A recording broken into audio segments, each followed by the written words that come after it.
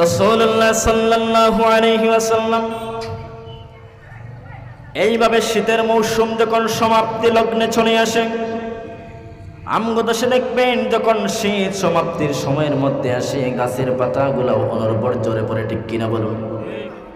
রাসূলুল্লাহ সাল্লাল্লাহু আলাইহি ওয়াসাল্লাম একজন সাহাবীকে নিয়ে একদিন রাস্তার মধ্যে বের হলেন অথবা মাঠের মধ্যে বের হলেন, হাঁটতেছেন। হঠাৎ করে একটি গাছের মধ্যে গিয়ে রাসূলুল্লাহ সাল্লাল্লাহু আলাইহি ওয়াসাল্লাম গাছের ডালার মধ্যে দড়িয়ে নাড়াচাড়া করলেন।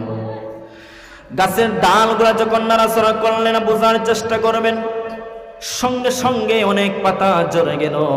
রাসূলুল্লাহ সাল্লাল্লাহু আলাইহি ওয়াসাল্লাম সাহাবীকে প্রশ্ন করলেন, সাহাবী শোনো, এই যে আমি গাছের ঢালটা নাড়াচাড়া করলাম, পাতা ঝরলো, এই জায়গা থেকে তুমি কি কোনো আলামত বুঝতে পেরেছো?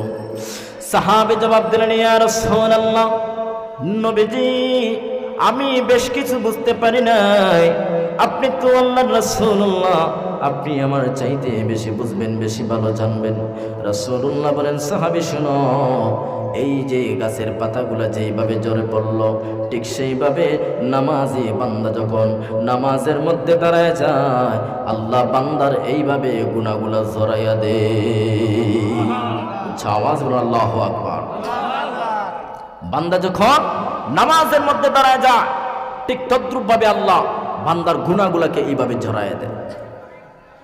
এর জন্য আপনার আমার নামাজ হতে হবে বিনয়ের সাথে, কুসুকুজুর সহিত, সুন্দর মন মানসিকতা নিয়ে।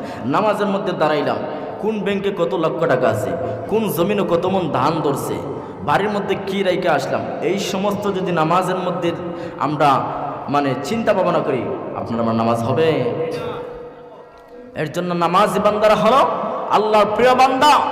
যারা নামাজ পড়বে তাদের জন্য আল্লাহ ঘোষণা করে দিচ্ছেন, বান্দা পরকালে তোমার জন্য জান্নাত রেডি করলেন। সুবহানাল্লাহ।